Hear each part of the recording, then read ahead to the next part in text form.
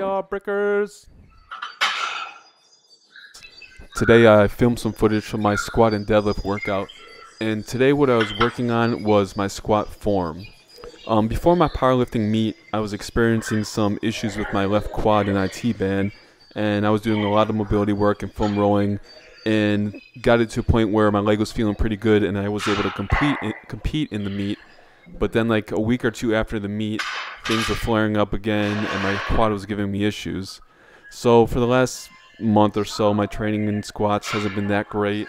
I've still been able to squat, but I really wasn't making any gains, and I was actually lifting much less than I was previously. So what I came to realize was my squat stance was a little too wide, and I wasn't turning my feet out enough. And this was causing my left knee to shoot in as I came up out of the squat. So what I was working on today is I was using a more narrow stance, and I was also turning my feet out about 20 to 30 degrees. And doing so, I immediately noticed that I was able to keep my knees out and I wasn't feeling any pain in my quad or IT band. So right now I'm just doing the warm-up. As you can see, just practicing the form, going up slowly in weight, ensuring that I'm doing everything correctly.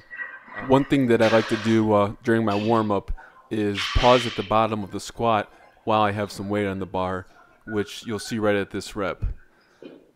What I've found is that doing this pause or stretch with the weight really helps stretch out the tissues and helps you get to that bottom position easier. You definitely want to use a weight you feel comfortable with. You don't want to use your max weight in it. I just do this with a couple sets during your warm-up.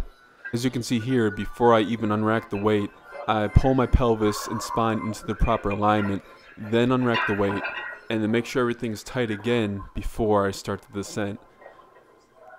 Focusing on keeping my spine in a neutral alignment, keeping my knees out, and I'm even keeping my head down to keep my entire spine in the proper alignment. I've squatted both ways, where you're looking up during the squat and looking down as pictured here, and I really feel that this way is overall better as far as just overall execution and just keeping your body injury free.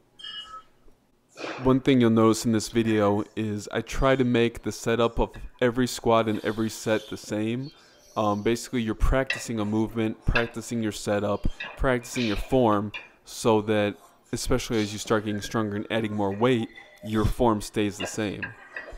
This goes a long way in getting stronger. As I've said in other videos, you can get stronger obviously by gaining muscle and neurological adaptations, but also performing and executing a movement better. One of the benefits of doing a training program where you're performing a movement multiple times a week, like doing squats multiple times a week, is that's more opportunities to practice and execute the movement, which in turn leads to getting better at the movement. Think about it in using another sport as an example. If someone's trying to become better at basketball and shooting free throws, they don't practice that movement or shoot free throws once a week. They practice multiple times a week. Now, doing squats with weight is going to be a lot more taxing than shooting free throws. So whereas a basketball player could shoot free throws every single day and probably be perfectly fine, most people aren't going to be able to squat every day. If you squat every day, you may notice some overuse injuries, or you may notice that your performance starts to decline. So you're going to have to find a balance between performing squats frequently and performing them too much to the point where negative effects occur. So you're going to have to find what works best for you. You may do well squatting twice a week. You may do well squatting 3 times a week. You may perform the best if you squat 4 times a week. You really won't know until you try. Especially in bodybuilding, a lot of times people only train a muscle group or movement once a week. And for some people, it's hard to break that mindset where you can only train a muscle or movement once a week. But ever since I started doing especially these power lifts multiple times a week, I've noticed much better gains. The key is finding what works best for you, what you respond best to, and what produces the best results. And for some people, training like this is going to be training out of their comfort zone. They may not be used to training a squat or a movement multiple times a week. I remember when I did the Shiko program, The first workout was a real wake-up call to me because I thought I was training hard.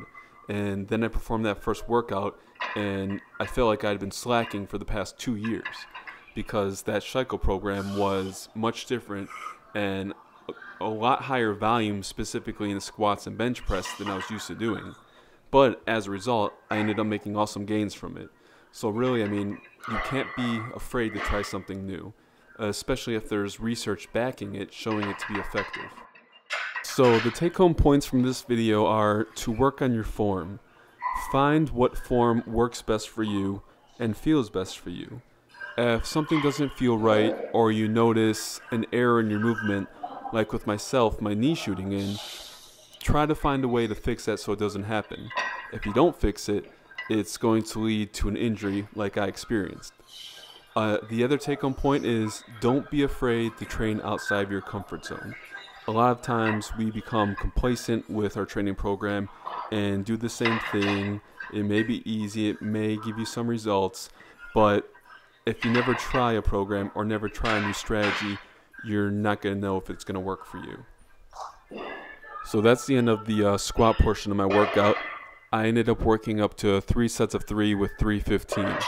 At this weight, I didn't really feel any pain in my quad, but I feel like if I went heavier, I would start to get some irritation. So I stopped at 315, which is heavier than I'd been training for a couple weeks. Did a couple sets and then called it a day. I moved on to deadlifts next, and right now I'm just doing my warm-up. For my warm-up, I usually do a set of 5 with 135, a set of 4 with 225, a set of 3 with 315, and then depending on what I'm doing that day, I'll usually do singles with 365, 405, and then get into my work sets. Today, I was working up to a single with 520, I believe I got. So here's my warm-up set with 315. Deadlifts have been feeling pretty good lately, and I feel like I'm at about the same strength or close to the same strength I was for my powerlifting meet. So hopefully within the next couple weeks or months, I can surpass where I was at. I ended up hitting 562 at my meet, and I'd really like to get to the point where I can hit 600, which I definitely think I have the potential to do so.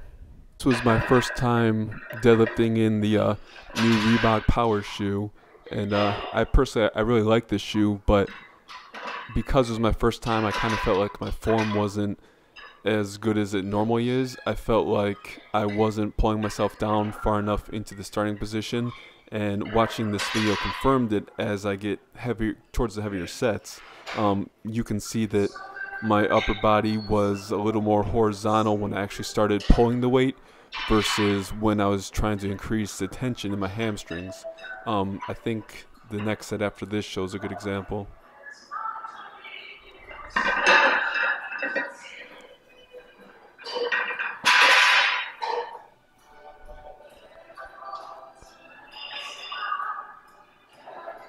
As you'll see on this rep, when I'm pulling myself down into the starting position, the first couple repetitions as I increase tension in my hamstrings, my knees are bent a lot more than when I actually lift the weight.